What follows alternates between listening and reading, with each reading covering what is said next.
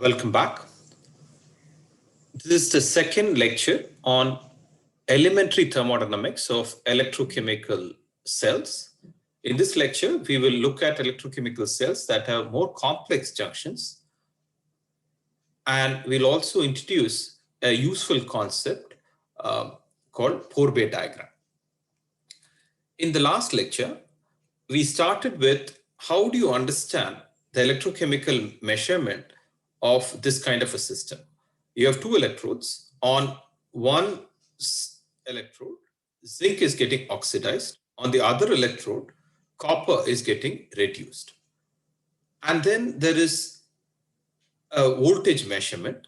Voltage measurement gives you the difference between chemical potential of electrons between these two electrodes. So what we first did was we made a connection from certain aspects of electrostatics to chemical thermodynamics. So this looks very much like a formula which you see in electrostatics. However, this is a thermodynamic potential, not a mechanical potential. This depends upon potential depends upon temperature, pressure, and relevant mole fractions of chemical species, and delta G is the delta G of this entire reaction. That is Cu2 plus Zn gives you Cu plus Zn2 plus. And then we can relate this delta G to other formulation from which you observe in chemical thermodynamics. You can relate delta G to standard free energy change for that relevant reaction and to relevant activity species. You should go and look at your chemical thermodynamics book to get additional clarity on these equations. Putting these two equations together, we get the Nernst equation. There's an equation that you must have seen from your high school, but there is a fundamental way of deriving this equation, and that derivation gives you an insight on when you can use the Nernst equation. It is used under equilibrium condition, or at least under quasi-equilibrium condition. Okay, so it's important to understand the basis behind this equation, how this equation is derived. The voltmeter gives you only a potential difference. When the potential difference is established, you really do not know what is the potential of this electrode and the potential of this electrode. For example, if you have a potential difference of, let's say, 2, the 2 can be arrived at as 2 electrode being on one side, 2 volts being on one side, the other electrode being at 0, or you can, one electrode can be at 1.5 volts, the other electrode can be at negative 0.5 volts. Okay, so all these issues cannot be clarified just by a voltmeter measurement, which just gives you the difference in chemical potential between the electrons present in 2 electrodes. To understand this issue, how do you measure the electrode potential across a particular electrode-electrode interface? You standardize different electrochemical reaction against what is called reference electrode, and the most fundamental reference electrode is called the standard hydrogen electrode. We elaborately discuss the working principles behind this. In this slide, I just want to re-emphasize only one thing, where what the standard hydrogen electrode achieves is obtaining electrons at a well-defined chemical potential. Okay, so the standard hydrogen electrode, by establishing an equilibrium, which further establishes this relationship, achieves in reproducibly generating electron at this constant chemical potential. Okay, so that is with respect to this electron, okay, of a particular chemical potential, all the other energy levels of electron can be measured. So that is the main principle behind standard hydrogen electrode, other reference electrode. The standard hydrogen electrode is not very easily implementable. So there are other electrodes, for example, silver chloride electrode, whose energy, I mean, what do you mean by whose energy? Whenever we have a reference electrode, there is a particular electrochemical reaction involved. So, and this electrochemical reaction will involve a particular electrons, a set of electrons, which have a particular energy level, whose energy level can be calibrated against the energy level of electrons available in a standard hydrogen electrode. So you can calibrate different forms of reference electrode, and that is also well documented. Supposing we are interested in these kinds of measurements. What is that? You have an copper 2 plus electrochemical reaction here at this interface, and you are measuring its energetics against a silver chloride electrode. As this silver chloride electrode is well defined against a standard hydrogen electrode, in principle, when we are doing this experiment, we can document the energy changes in copper 2 plus copper electrochemical reaction against the standard hydrogen electrode. So we demonstrated this in the last lecture. So with that, we can also make sense of the electrochemical measurements that you make for this system. And you can connect it to the electrochemical activity of Cu2 plus. That's what we showed in the last lecture. With all these things, we interpreted the tables of electrochemical potentials. So there are certain things which you have to notice. So first, there is a zero level here, okay, because we are measuring all the energy levels against this electrochemical reaction. This is the standard hydrogen electrode. We assign that to be 0, and all the reactions below this have a negative number. All the reactions, electrochemical reactions above that, have a positive number. So these numbers have to be interpreted using this particular equation.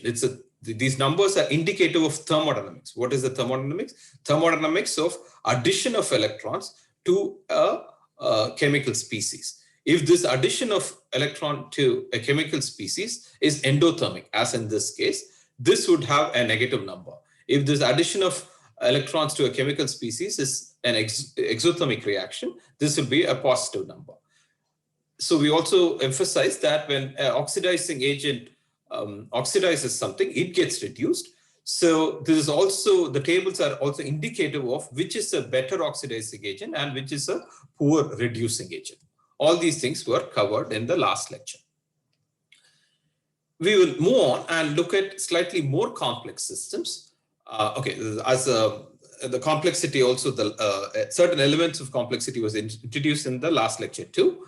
So when you have a single electrode electrolyte interface, so let's say you have a copper dipped in water, there is a potential difference across that electrolyte interface, which cannot be measured. Okay, so absolutely, but it can be interpreted using this chemical thermodynamic equation. But to make a measurement of that electrolyte potential, we have to make a measurement against the reference electrode. So junctions are very important in electrochemical system. Everything is at a junction between an electrolyte. So we will look at slightly more complex junctions in this lecture. So much of the questions which we addressed in the last lecture were connected to questions of concepts from chemical thermodynamics. For example, if you have to ask the question, how does the standard electrochemical potential, which is tabulated at a particular temperature, vary with respect to temperature? If you ask that question, the way to answer that question is go back to your chemical thermodynamics. You ask, how does Gibbs free energy vary with temperature? Because electrochemical potentials are related to Gibbs free energy changes. So if you want to answer this question, you should have you should know how to answer the other question. How does chemical Gibbs free energy vary with temperature? So that from thermodynamics is defined by this relationship. Entropy is the indicator of how Gibbs free energy changes with temperature, and you substitute for this equation NFU, and from there you can get an idea of how the standard electrode potential varies with temperature.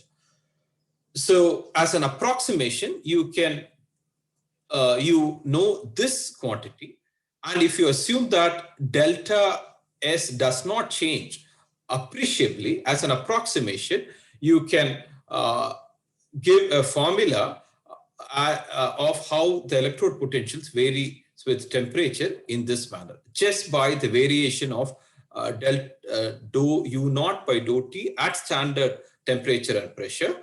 Just from that relationship, you can document how the electrode potential will vary with temperature. This is very important because most of the electrochemical reactions will not be carried out at standard temperature and pressure. Right? For example, if you're operating a chloralkali system, that would have a very different temperature compared to 25 degrees centigrade. So you should know what is the potential that is relevant at that particular temperature. So the thing I'm trying to emphasize is, if you want to understand electrochemical thermodynamics, your chemical thermodynamics should be fairly strong. Okay, so unless you have a good grasp of chemical thermodynamics, it's not going to be easy to understand electrochemical thermodynamics. So go and refresh your chemical thermodynamics. So we'll move on. So let's look at interesting in the following manner.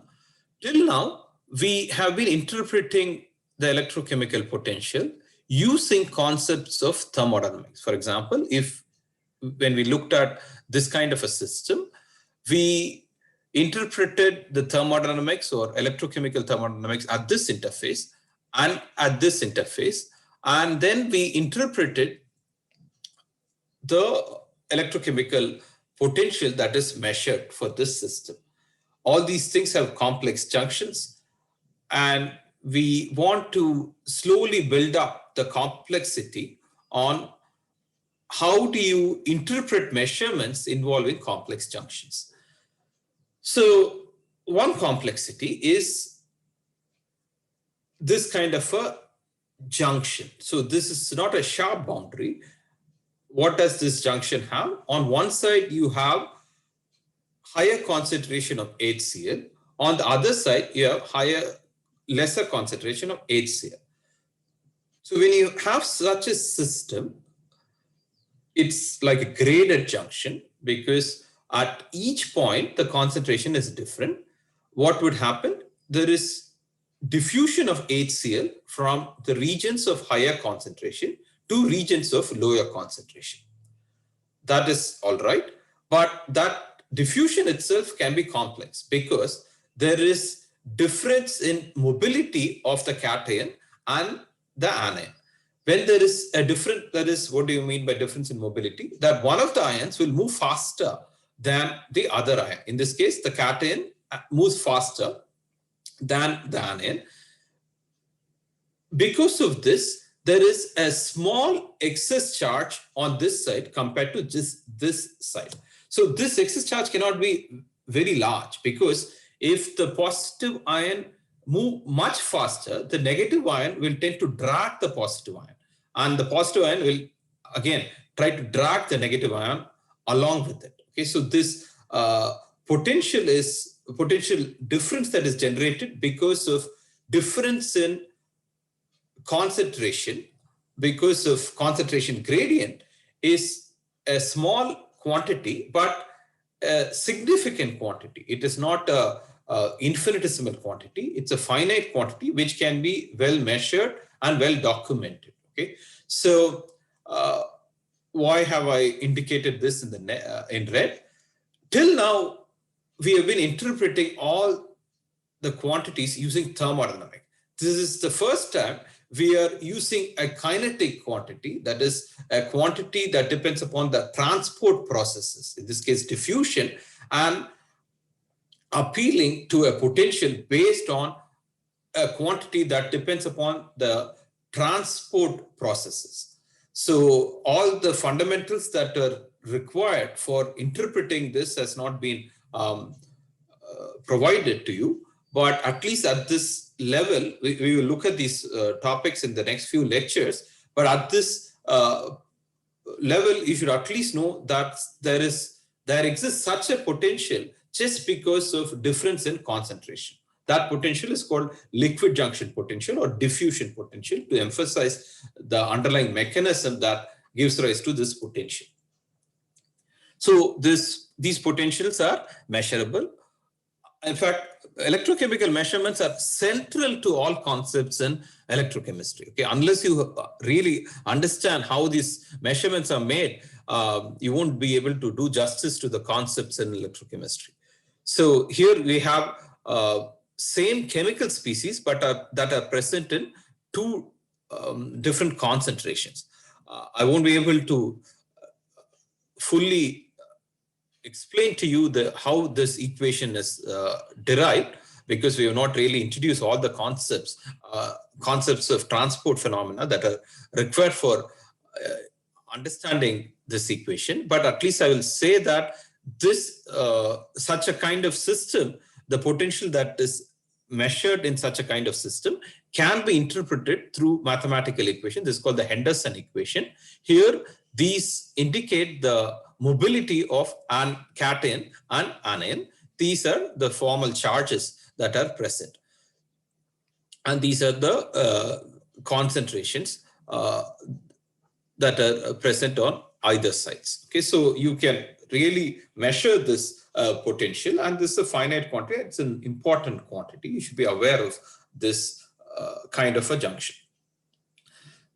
So one of the reasons why KCl is used in many of the standard electrodes is because the mobility of K plus and Cl minus is almost zero, almost same. Therefore, this difference, the difference between mobility of cation and the mobility of anion, is zero. Therefore, the liquid junction potentials are not present if there is a concentration gradient in just KCl. Okay, that's one of the reasons why you use KCl in some standard electrodes.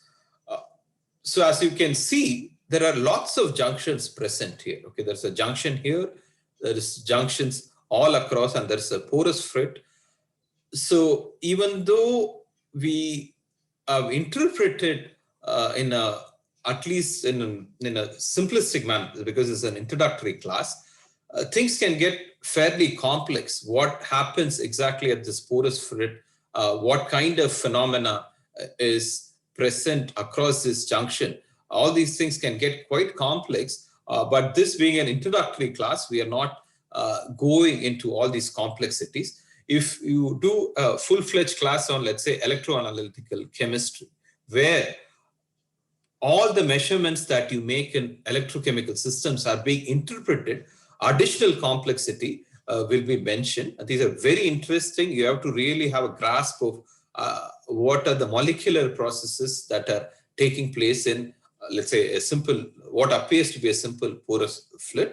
And such kind of things will be elaborated in such a class. But this is an introductory class where we are just giving pointers to additional complexities where you may, which you may encounter and in your research and in certain courses.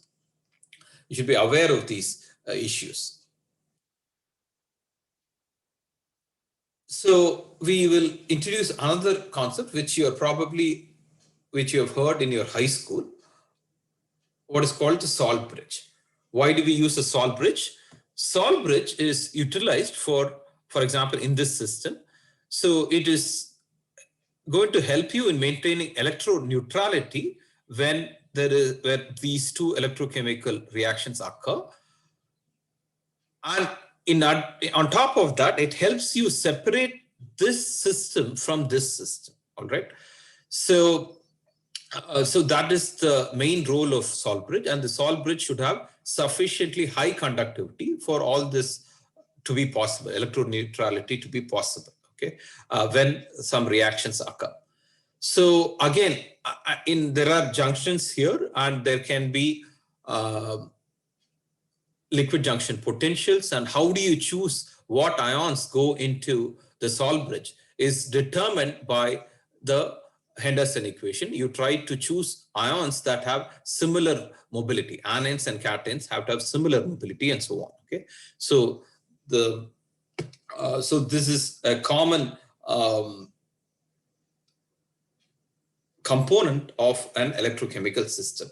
Again, the chemical constituents that go into a salt bridge are chosen for a reason and chosen after a lot of empirical research. Okay, so you may in a passing we may mention many things, but if you do the experiments which we try to do in our lab, these are not at all trivial. Okay, so how do you choose the chemical constituents of salt bridge? All these things go to research done in early, like in early part of 1900s. Okay, so in between 1920 to 1960, many of these things were well documented. You have to go and look up such literature to understand why a particular electrochemical component is designed in that particular way. Okay, so these are fascinating reading. If you go back and look at early literature and electrochemistry, and how carefully people did these measurements to make to standardize many of the things which we take for granted nowadays. So there are different geometries for a salt bridge. This is also a salt bridge, for example. So this doesn't have this kind of a component. You can just have, let's say, a block of KCl separated by diaphragms. Okay, so the changes, it's all a matter of time scales. How long does a certain interface spread? All these things are questions which we'll address when we look at transport phenomena in electrochemical systems. So even this kind of a geometry works for a salt bridge. So this looks more interesting because here you had zinc and copper. But here, if you look at this system, you have copper on this side and copper on this side. So why do we call this a concentration cell? Because the amount of copper chloride that is present on one side is different from the amount of copper chloride that is present on this side. Okay, so making the electrochemical environment present on this side different to the electrochemical environment on this side. If the electrochemical environment is different, the activity is different, activity of Cu2 plus is different, because of which there will be a potential difference. Okay, so this is called a concentration cell. We'll elaborate on this slightly more in this slide. So you have the concentration of Cu2 plus greater on this side compared to this side. On the left, there is more. However, there is no direct transfer of Cu2 plus or Cu2 plus. For example, the Cu2 plus cannot translocate in this direction. But there is still an indirect transfer of Cu2 plus from one side to the another. Let's see how why such a transfer should occur. If the concentration of Cu2 plus is greater on this side, activity, which is the product of activity coefficient times concentration, activity is greater, activity of Cu2 plus is greater on this side compared to this side. If that is so, there is a transfer of ions from regions of greater activity, higher activity to lower activity. Let's see how that change will occur. Okay, so effectively, what reaction occurs is there is Cu2 plus 2Cl minus on this side will get transferred to C2 plus to the right compartment and accumulation of Cl minus in the right compartment. Okay, so that transfer occurs in a rather interesting ways. Let us first try to understand how that may occur. So let us look at the direction of the conventional current that is mentioned here. If the conventional current is in this direction, the electronic current is in this direction. So that also gives you a clue on what kind of processes occur. If the electronic current is in this direction, why is that so? Because Cu goes into solution as Cu2 plus and releases electrons. That is the electron that is giving rise to conventional current. So when Cu2 plus accumulates, because of the dissolution of copper, Cl minus will get transported towards the interface. So a negative ion going in this direction contributes to conventional positive ions in this direction, positive ion current in this direction. Because Cl minus gets transported to the closer to the interface, Cl minus from this salt bridge gets translocated across this diaphragm and gets transported into this chamber. And K plus will get transported into this chamber. Note the direction of currents. K plus transport contributes to conventional current in this direction. Cl minus transport in this direction will contribute to conventional current in this direction. Okay, so that is consistent with the conventional current direction shown here. Okay, so what happens at this interface? The opposite of what is happening at this interface is occurring here. So in this case, copper gets dissolved into as copper 2 plus. Here, Cu2 plus gets deposited as copper by combining with the electrons that are coming across this circuit, across this electrical wire. There is transport of electrons from this electrode to this electrode. Cu2 plus gets deposited by combining with the electrons. And what will happen to Cl minus? Because the net positive charge gets decreased, there is a transport of Cl minus away from this electrode electrolyte interface. So Cl minus again gets transported in this direction, contributing to conventional current in this direction.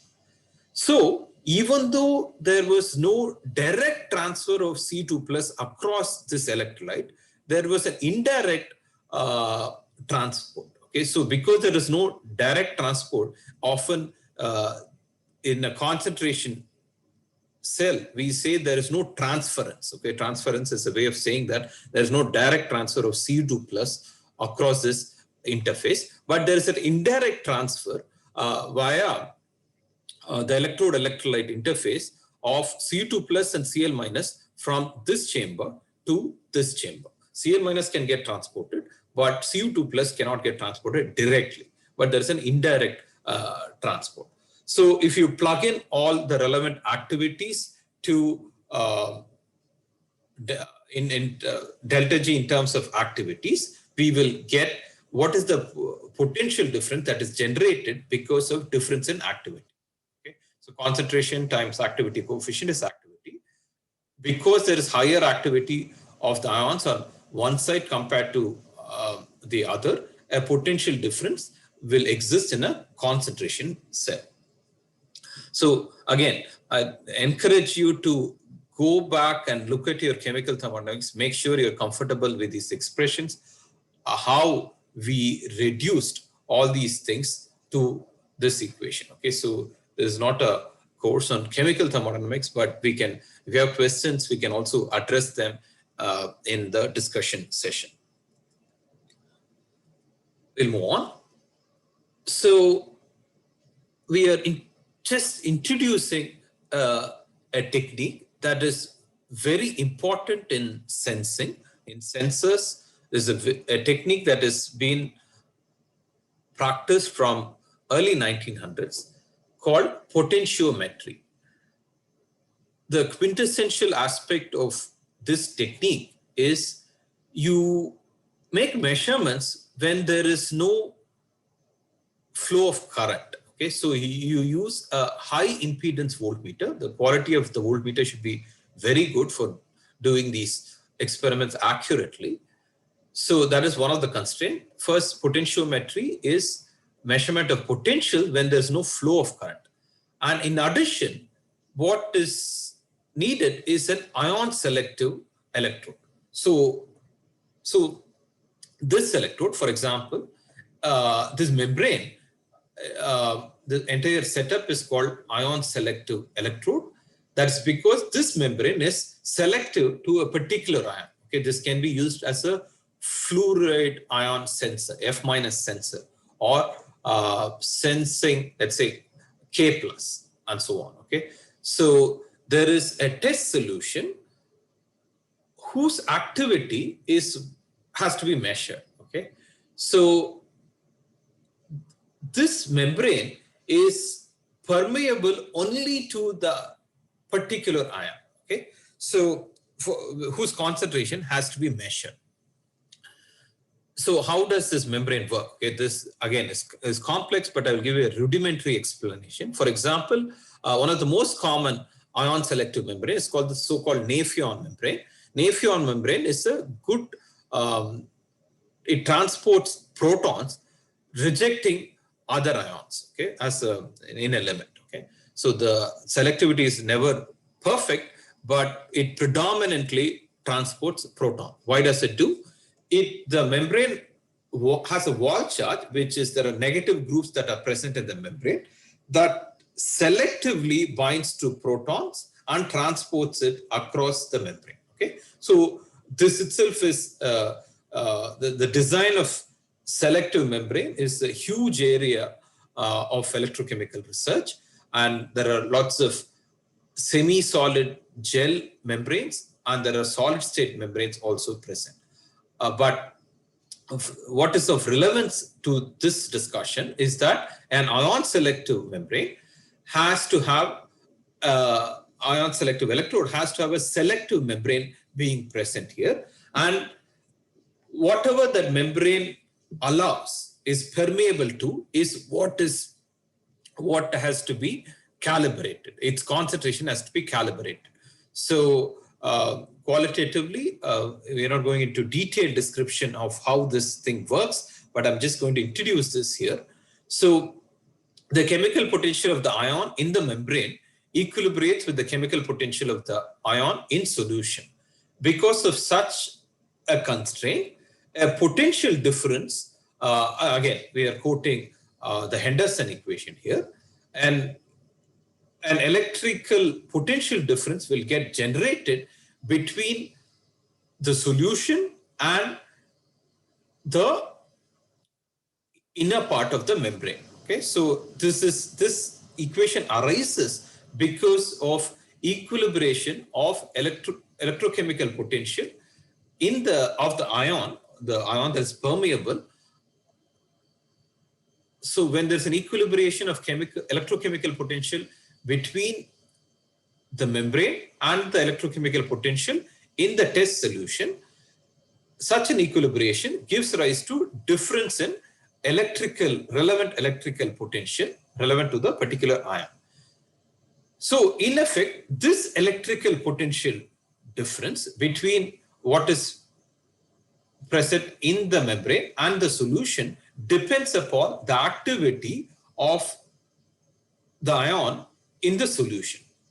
In effect, while all these things can be calibrated, interpreted in terms of chemical thermodynamics, none of this particular potential difference cannot be measured. Okay? It has to be only measured. I mean, the single electrode potential cannot be measured unless you make a measurement against a reference electrode. Okay, so when you make such a measurement, you get an electrical response when there is a variation in the concentration or the activity of the ions present in the test solution. So I've tried to compress what will take one lecture to explain how exactly this electrochemical system works, I've tried to just mention few things in few minutes. So I've not really done justice to explaining thoroughly how this electrochemical device works. But what is to be noticed is the following. You generate an electrical response in this system. This electrical response can be uniquely correlated to the activity of the ion present in this solution. That is the take-home message I want to convey with this slide. Okay, so and when you try to make such a correlation between the electrical response to the activity of the ion you present in solution, there are many other factors that arise because you make these measurements against different junctions. These junctions have to do with reference electrode and other junctions that are present. Okay, so how you do this in practice is that you, okay, just to mention, just to get a closure before we move on to the next slide, this kind of potential is also called membrane potential or Donan potential.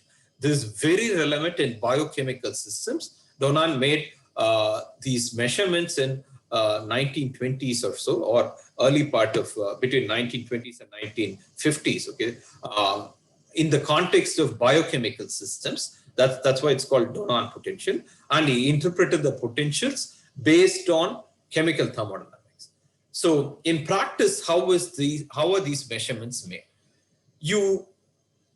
All these things, okay, there are a lot of this entire constant, okay, even though you may interpret in terms of chemical thermodynamics, it's very important to calibrate this against a calibration curve. What do you mean by that? We mean that you take different concentrations of the relevant ion, okay, and then register the electrical response which you measure. Okay, so this correlation, empirical correlation, is a must. Okay, how you typically work in a narrow range of concentration where things are linear. That is, the electrical response that is generated shows a linear dependency on the concentration. So on the x-axis, what is plotted is the concentration of the test ion, okay, whose concentration you want to measure, and on the y-axis is the electrical response. So you generate a calibration curve, and then you use this calibration curve to measure the test solution, the concentration present in the test solution. So you take this setup and dip it in the test solution, and then you register an electrical signal corresponding to a test solution. When such a test electrical response is measured, you can use the calibration curve to get the concentration present in the test solution. Okay, so while we interpret all these things in terms of chemical thermodynamics, it's a very experimental approach. Okay, so how these sensors operate is closely related to how accurately you can make these calibration curves and so on. Okay, so you work typically in a range where there is a linear response between the electrical signal and the chemical variation, and using this you can devise a lot of sensors. Okay, these are very, very important in analytical chemistry, in environmental pollution, as well as in biological systems. Okay, so the sensor research, it's a field by itself. You can teach a course all by a standalone course just on the working of sensors. But at least I want you to get introduced to this topic. So the most common sensor, which you must have seen from your high school, is the pH meter. Okay, so the pH meter again works on the principles which I documented in the previous slide based on Donan equilibrium. So I cannot do justice to the working of even the pH meter, because the complexity of what occurs in these systems, these glasses, it's very rich in complexity. I don't want to go into the molecular details how these things occur, but I just want to say that, just re-emphasize 2 points. One is that these pH meters involve an ion selective membrane. It can be a solid state membrane. In this case, it's a solid state membrane. And there is an equilibration of electrochemical potential. Because of an equilibration of electrochemical potential, there is an electrical signal which has to be empirically documented. Okay, so you generate a calibration curve, and then you go and utilize the pH meter in your test solution, for which the pH has to be documented. And from the electrical signal, you can map out the pH. So there is a one-to-one correspondence between the electrical signal and the activity of the ion. In this case, the activity of the ion, relevant activity, is that of the hydronium ion. So there is a one-to-one correlation between the electrical signal that is generated and the pH. Okay, so once that calibration curve is available to you, you can use that calibration curve to know the pH of the test solution. Okay? This is just to give you an introduction to this very important field called sensors, the sensors, electrochemical sensors. Okay, we will move on to the last topic of this lecture. We will relook at certain complexities of the electrochemical series. That is the procedure we will use. What is the procedure? We'll first introduce a topic just to give you a first look at an electrochemical concept. Then we will revisit these electrochemical concepts throughout this course so that we can go and take a deeper look. Okay, so you may have some questions. Some questions can be answered in the discussion hour itself, but some other questions you have to wait till few more concepts are introduced along the course so that you can get a deeper look to a particular concept. Okay, so we will introduce the concept, go into taking a relook of this concept again and again along the course. Okay, so we introduced this concept of electrochemical series in the previous lecture, and we conveyed certain issues, but avoided introducing certain issues, and that some of these issues are introduced in this case. What are the issues?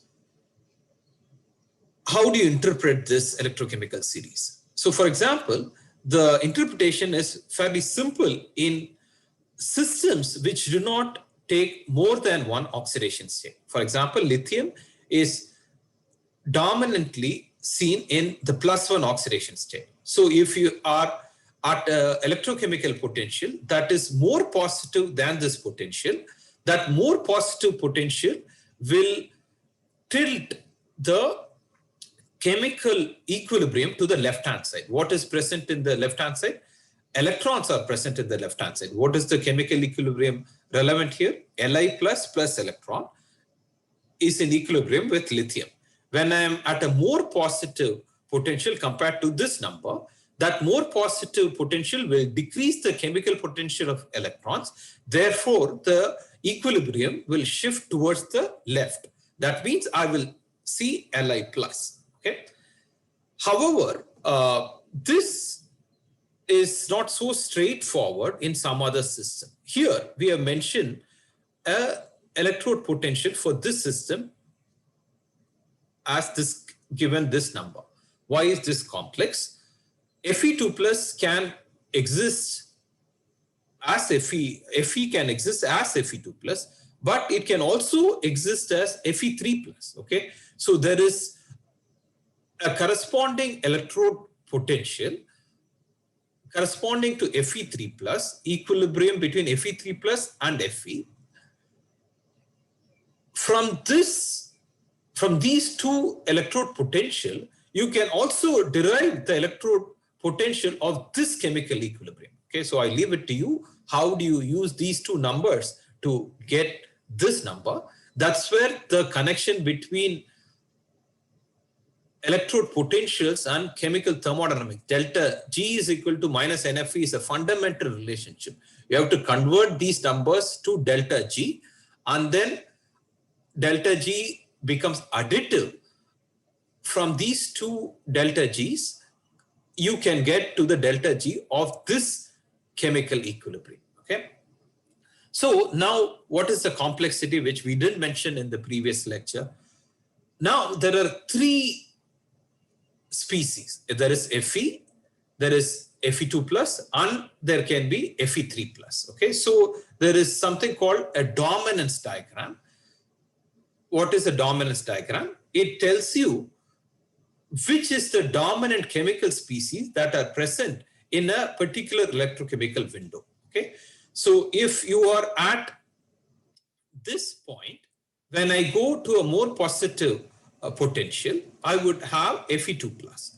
But when I keep going to a more and more positive electrode potential, I will no longer see Fe2 plus. I would see an even more positive ion that is at a even more positive oxidation number. Okay, so the oxidation number here is +3. So beyond 0.77, I would see Fe3 plus, and I no longer will see Fe2 plus. Again, these are all thermodynamic indicators. Okay, so all the arguments which we presented for tabulating standard electrode potentials are based on thermodynamics. We are not at all talking about kinetics. Okay, this is one of the limitations of electrochemical series, but you should be aware of these dominance diagrams when species can exist in more than one oxidation number. Okay, we will move on to introduce an additional complexity. Let's take an electrochemical reaction relevant to zinc. If you look at this electrochemical reaction, this is an electrochemical reaction. Okay, this involves electron transfer. Therefore, this is an electrochemical reaction. And when I convert the delta G in terms of activity, you know the activity of a pure solid is 1. Therefore, ln of that activity is 0. When I convert the delta G to relevant activity, what I would notice is that the electrode potential of this reaction varies with pH. Okay, so as I change the pH, the E for this chemical equilibrium will change. It is a complexity that we didn't look at in the previous lecture. So how do you take into account the variation of E with respect to pH? This variation is documented in a very, very important diagram called the Pourbaix diagram.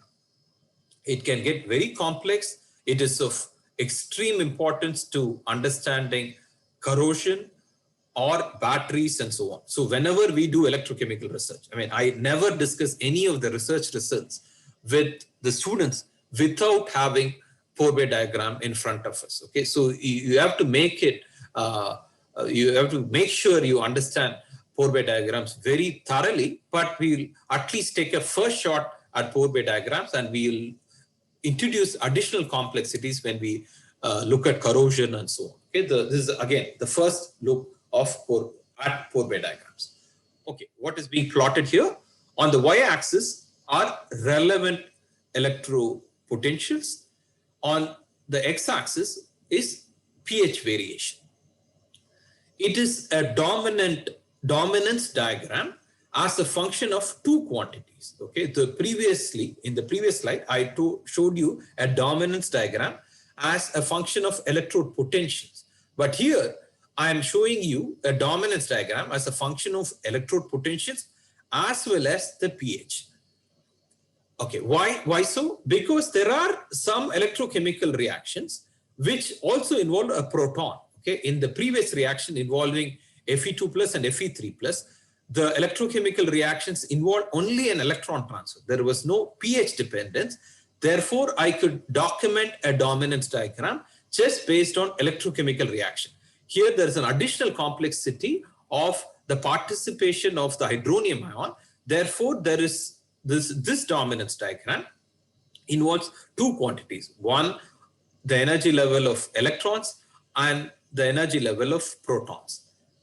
So what is the utility? Okay, it tells me it's like a map. Okay, map having two coordinates. One coordinate is the pH, the other coordinate is the electrode potential.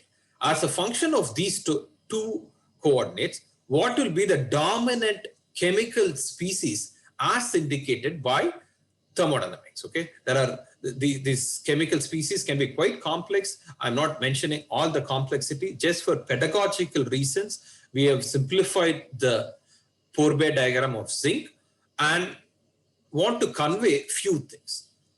First, I mentioned that this is the dominance diagram as a function of two coordinates. And then there are certain lines that are horizontal. There are certain lines that are vertical. There are certain lines which are neither vertical or horizontal. Why so? Okay, it's easy to understand why certain lines are horizontal and vertical. Okay, let's first look at that.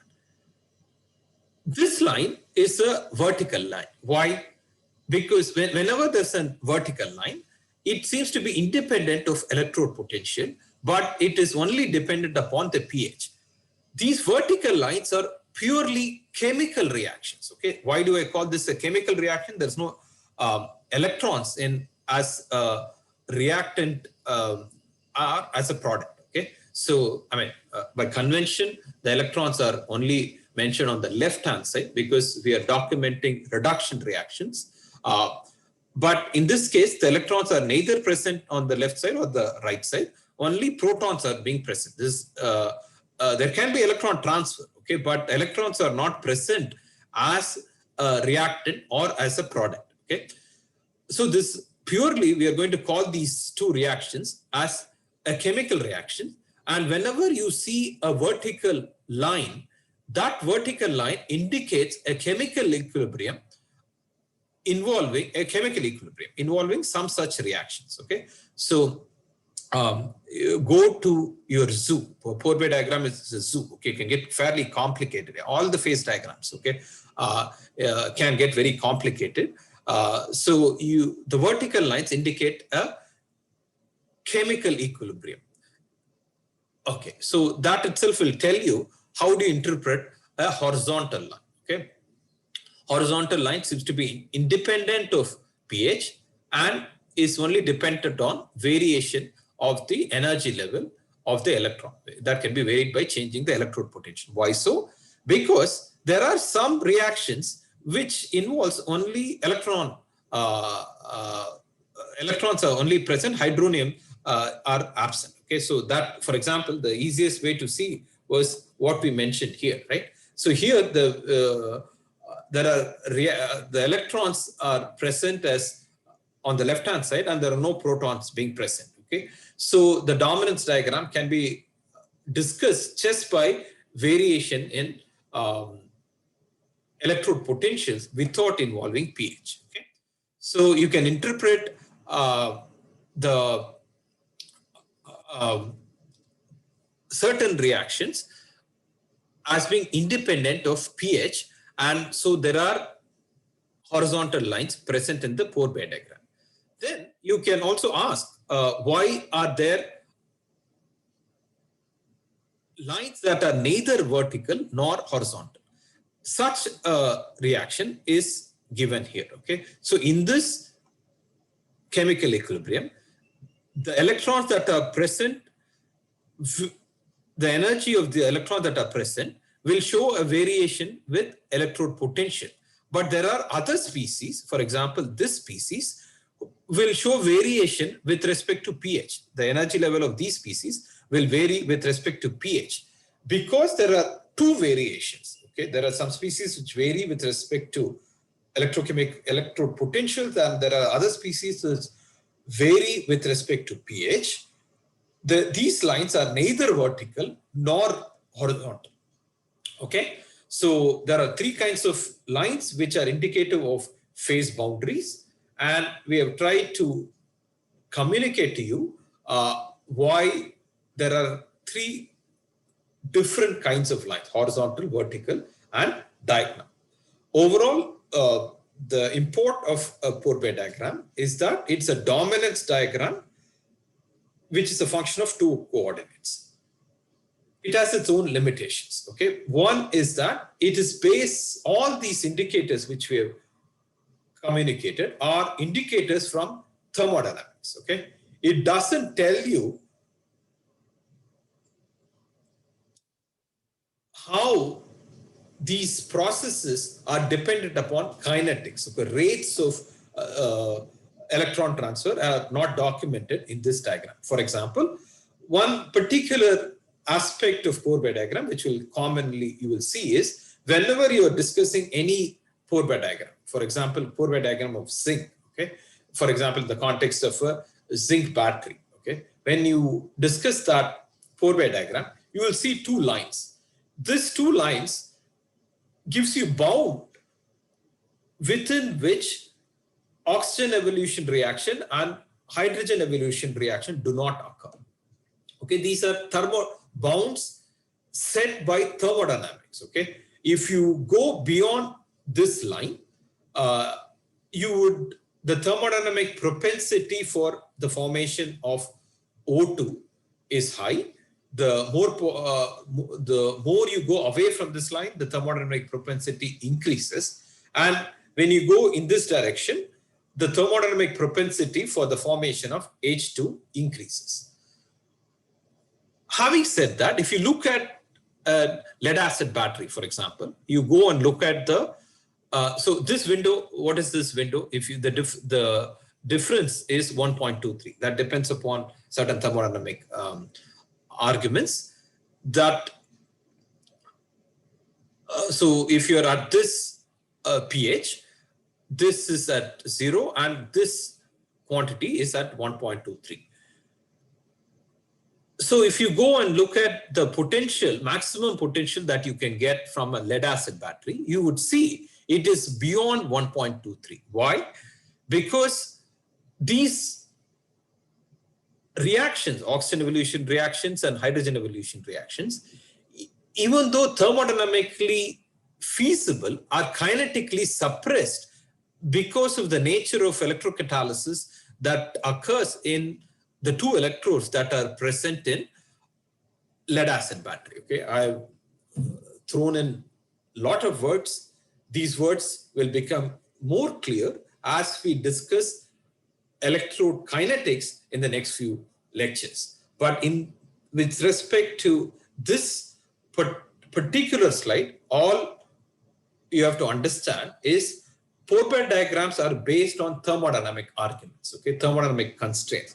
You are not documenting anything about the rate of reactions in Pourbaix diagrams, okay. Albeit this, Pourbaix diagrams are extremely useful because kinetics is a reflection of underlying thermodynamics, okay. It's a qualitative statement I'm making, but I would elaborate on the statement as we go into the details of how you can quantify electrochemical kinetics. But at this point, I want to just mention that kinetics reflects certain underlying thermodynamics, and Pourbaix diagrams are just indicators available to you from electrochemical thermodynamics.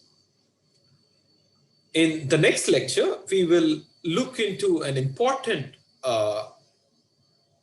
quantity called activity coefficient. We have freely used this term called activity, which is the product of activity coefficient and concentration. What are the factors that influence the magnitude of activity coefficient? And one of the early theories related to this is the Debye-Huckel theory. This is what we will discuss in the next lecture.